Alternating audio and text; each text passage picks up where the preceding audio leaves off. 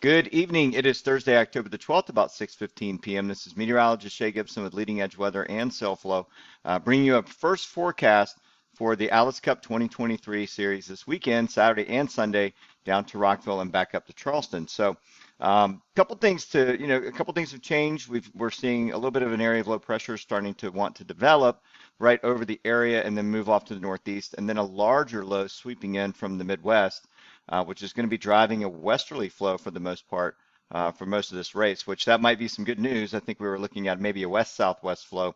That's still in the works for at least the first few hours of Saturday.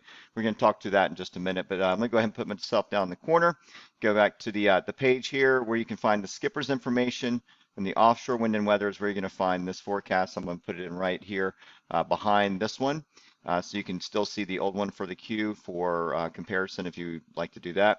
But otherwise, come to the home page if you haven't registered. It's not too late. Still have at least one more day. All the instructions are here. Now, sponsored by Ashley Yachts, and looking forward to seeing this race go off this year. So let's see. Let's look at the surface map.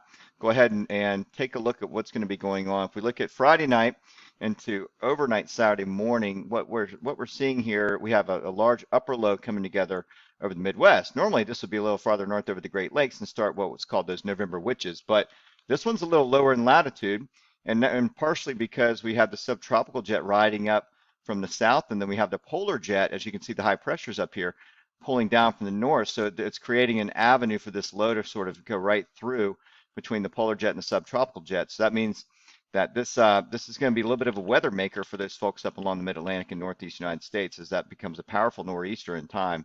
But for us in the south, that ridge is going to be far up to the north where we're not going to feel too much of an impact. I think the models are sniffing out that west to northwest flow from Saturday into Sunday a little bit light. And we'll go into that in just a minute as well. But I just wanted to give you the general overall pattern as we go through each day. It looks like as we get into Saturday morning, we have an area of troughing off of our coast. The GFS and the Euro are both sniffing this out at different times, maybe only a couple of hours apart. That simply means that the early morning flow may be a little wonky in directions and a little bit light in directions as well until this low goes up the coastline. But we'll see a little bit of we'll see a modest westerly flow filling in behind that. Behind this low, we do have a cold front sweeping in, but it's a dry front, which means there's no rain associated or very little with some clouding possible. But the general synopsis is that we're going to have a westerly zonal flow cutting right through that front all the way to the coast. So what westerly wind is going to be coming around this low is going to be joined soon thereafter by at least a west-northwest regime around this low as it starts to head off to the east. So as we go in time, we see as we get into Saturday night, that low that's off of our coast going up to southeast North Carolina is slowly going to conjoin and blob together with this low off the mid-Atlantic. And what that does is it's going to create a northwest flow into Sunday. So we'll still see some troughing, a little bit of clouding, maybe an isolated shower or two as this troughing typically would around the low, heading off in these different directions. But the general flow across the area for Sunday is going to be west northwest to northwest. So maybe around 280, 290 degrees for the wind direction. And that looks like it might hold for much of the day unless the low really moves off quicker. And then in which case we would get more of a northwest flow by late afternoon. So that even though the isobars are showing this way, those are not isotachs, which are not showing the actual wind direction. They're just showing the isobars. We have this large ridge to deal with out here out to the Midwest. So we're going to see a little bit of a northwest flow around it, even as that low moves off to the northeast. So that's the general guidance here on what the overall pattern is going to be and what things are really looking like. So good news is that a lot of the rain that's associated with this for our area looks like it's going to be done early. And when we look at, I'll go ahead and pull the NAM 12 kilometer, sorry, the NAM 3 kilometer. I was looking at the NAM 12 kilometer earlier. As we get into like tomorrow, you'll be able to use the HRRR to see more guidance as we get into tomorrow night and the Saturday morning. But it looks like the majority, and we're getting into Friday night into Saturday morning, right about 4 a.m., 5 a.m. A lot of shower activity associated with that low and the warm front as it starts to move up to the north. By 6, 7 o'clock in the morning, that's starting to clear out. And so it looks pretty good for the rest of the day on Saturday. Like I said, a few isolated showers associated with some of that troughing ahead of the next cold front, but that's a rather dry front. We just can't rule out a few isolated small showers. But good news is no storming, no significant heavy rainfall to discuss for Saturday nor Sunday. It looks like conditions will be improving on Sunday with a lot of sunshine coming back out. So that's good news. Looking at the euro, I definitely want to talk about Saturday morning because I know the race starts around 8:30 to 9 o'clock. The winds now, here is the euro, which is bringing that low right over the Charleston area. This is at 8 o'clock a.m. and the 7 o'clock a.m. it sits right over Folly, Seabrook, Kiowa, and then it's inland. It jogs north and then it starts to jog northeast in time. So this is what's going to start as maybe a southerly flow early on, right after sunset. I'm sorry, sunrise. May even be southeast as we wake up early in the morning, but that's what it's depicting. So that we know that counterclockwise motion is going on here as we wake up at sunrise early, right? And then as that low heads off to the north and northeast, it backfills with a or wraparound westerly flow, zonal flow that fills in behind it. Now this westerly flow is going to be starting to punch through from that upper low in time, which is going to join it. So there may be some lullage or some ups and downs in that westerly wind according to the Euro between 9 and 11 a.m. And then eventually it's going to pick up and be rather solid for the rest of the day and into the night.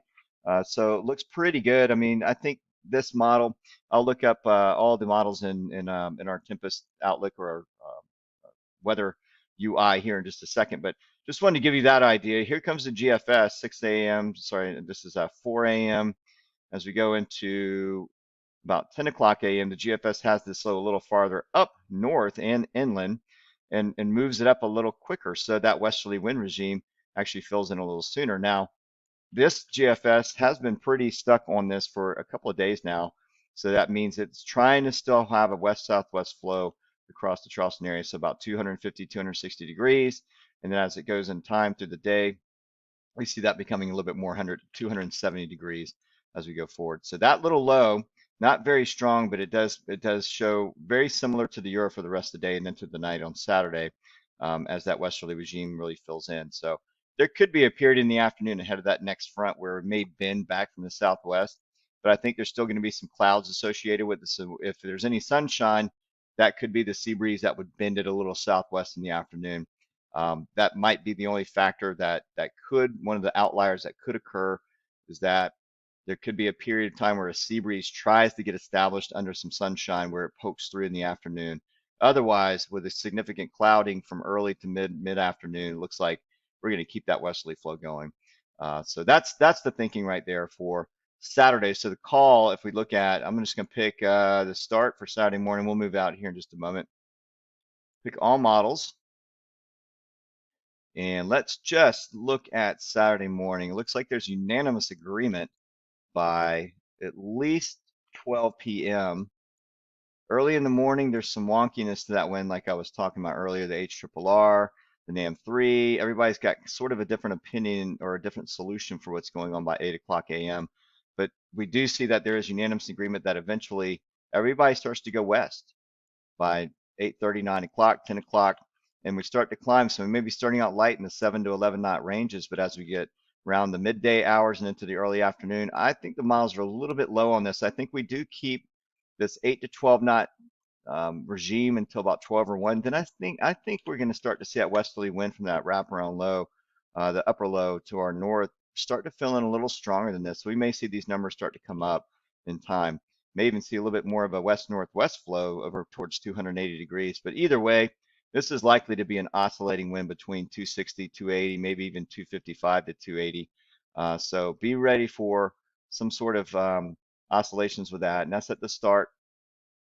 Time of tide, this is out near the jetties, is going to be low tide at 1:10 p.m. So we'll be going out on a ebb. So that should help with get you out through the jetties and out of the harbor a little bit faster with that westerly regime behind you. So that's good news to hear. And then trekking on down the coast, down the rum line, as we go into the day, let's see, I'll just pick Fripp nearshore buoy. As we get into later Saturday, let's see what they're saying down this far. And it looks like by 3, 4 o'clock p.m., the winds are a little bit stronger down there. So again, offshore, you can see that the modeling is actually picking up on some of the nuances with winds being a little bit stronger. So where we're seeing 10 to 14 in the Charleston area, I beg to differ. I think we're going to be hitting 12 to 16 by the time the race starts, maybe 11 to 15 to 12 to 16 knots, and then building through the day. these miles are actually a little bit more in line with what I'm thinking is going to happen from Saturday late morning through late afternoon, especially the farther south you go and that low clears, the winds are actually going to be picking up. So we're looking at 14 to 18, maybe even 16 to 20 knots as a peak value for that day. And then as we get into Sunday, looks like the winds are going to bend a little bit more northwest. We're looking at about 280, 275, 280-ish, somewhere around in that area. We'll have to exact that a little bit more tomorrow at the skippers meeting, but either way, it looks like a fairly steady regime through the day. It looks like we start out a little stronger and then fade as the gradient fades, but I don't see that happening. Again, when I see this low right here, even off the North Carolina coast, this is 8 o'clock a.m. Even though it's going to be drifting off pretty quick, these isobars, if you notice, are pretty close together as we head west. So there's a wide girth of distance between that and the high pressure out west, and this gradient's going to be locked in to this column right here, right? So as the low pulls away, this last column of the pressure gradient is going to be pulling along, pulling along, pulling along, and I think you're going to hold it all the way back from Rockville to Charleston. I think it'll be pretty decent through the whole day. And then finally fading maybe evening as the daytime heating starts to abate. And I think that's what's going to be the forecast. So really, I think we're going to be back up into that 16 to 20 knot ranges for Sunday for most of the morning, and then start to fade maybe 14 to 18 knots by mid to late afternoon, and then blink out overnight. So that's going to be the forecast. If we look at for the winds and the weather, right, like we already eliminated the rain, so that's good. If we look at wave forecast now, the NWPS is still off. I'm not sure what's going on. The forecast only goes out through 10/3, so I'm not getting any new data from that. There's no way of telling what it's thinking for the period, the directions and everything like that. But what I am going to do is just kind of show the washout waves from Surfline. This is just for basic guidance, and it looks like the waves early Saturday morning with that low might be a little bumpy just from variant winds, but we're going to have generally an east-southeast flow at about 6 seconds. 2 to 3 feet at the shore, probably 2 to 3 feet offshore as well. So a little bit bumpy to start out there. But I think as those west winds fill in, we'll see that swell start to fall, right? It'll start to smooth out. The period will also remain the same, but we'll keep that east-southeast, maybe even start to develop a little bit of a west secondary swell on top of that. So it might stay a little bit bumpy through the day and then start to smooth out a little bit towards mid-afternoon.